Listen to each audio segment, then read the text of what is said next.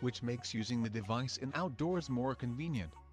The pixel density of 393 ppi provides clarity to the display. The camera facet of the device is equipped with a dual primary camera setup having 24MP and 16MP lenses assisted with features like LED flash and autofocus. On the other hand, a 24MP front camera provides some stunning selfies. Also, it would not be wrong to state that to a large extent it is a camera-oriented device due to its amazing camera specification. As far as the performance goes, it is powered by two Creo 260 quad-core processor with 1.8 GHz and 2.2 GHz clock speed respectively.